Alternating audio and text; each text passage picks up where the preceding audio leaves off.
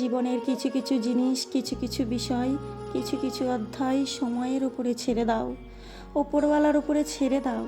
দিন শেষে মুখের হাসিটা বজায় রাখাটা প্রয়োজন, নিজের উপরে বিশ্বাস রাখাটা প্রয়োজন, ভালো থাকার অভ্যাস করাটা প্রয়োজন, নিজের প্রতি দায়িত্ববান হওয়াটা প্রয়োজন, নিজেকে গুরুত্ব দেওয়াটা প্রয়োজন, নিজেকে সময় দেওয়াটা প্রয়োজন। কারণ তুমি যখন খারাপ সময়ের মুখোমুখি হবে তখন সর্বপ্রথম নিজেকেই দেখতে পাবে। কিছু মানুষ অজুহাত দেখাবে, কিছু মানুষ পরিস্থিতির শিকার হবে এটা বলে এড়িয়ে যাবে, কিছু মানুষ ডাইরেক্টলি মানা করে দেবে, আর কিছু মানুষ হয়তো বা পাশে থাকবে কিন্তু তারপরেও তারা একাধিক শর্ত নিয়ে আসবে। দেখো, এই পৃথিবীবাসীর কাছে নিঃস্বার্থ ভালোবাসাটা আশা করো না। এখানে কেউ তোমাকে নিঃস্বার্থভাবে ভালোবাসে না। এমনকি তোমার পরিবারও, তোমার বাবা মাও তোমাকে তাদের স্বার্থে ভালোবাসে। তবে হ্যাঁ, তাদের স্বার্থটা গ্রহণযোগ্য, তাদের স্বার্থটা জায়েজ।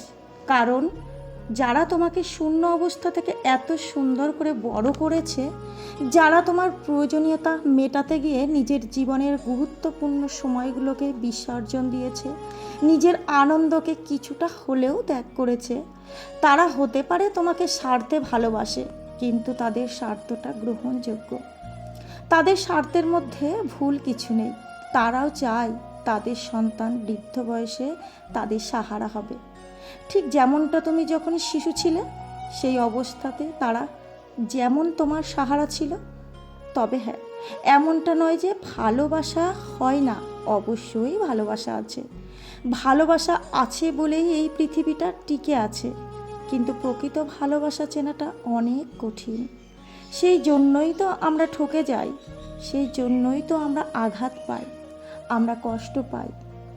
একটা বিষয় কখনো খেয়াল করেছো, যদি আয়নায় মানুষের মুখ দেখা না গিয়ে তার চরিত্রকে দেখা যেত, তাহলে মানুষ তার মুখকে সুন্দর না করে তার চরিত্রকে সুন্দর করার চেষ্টা করত, চরিত্রকে সুন্দর করার প্রতিযোগিতায় অংশগ্রহণ করত।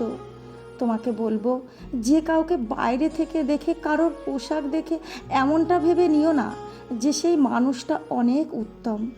বলছি না এ পৃথিবীতে আজকের দিনে দাঁড়িয়ে যদি কোনো কঠিন কাজ থেকে থাকে তাহলে সেটা হচ্ছে মানুষ চেনা। হ্যাঁ, মানুষ চেনা, প্রকৃত মানুষ চেনা, প্রকৃত আপন মানুষ চেনা, প্রকৃত কাছের মানুষ চেনা। তোমাকে বলছি, তোমার বিষয়ে যে যাই বলুক না কেন, যে যাই ভাবুক না কেন, দিন শেষে মানুষ তোমার অবস্থানকেই গুরুত্ব দেবে।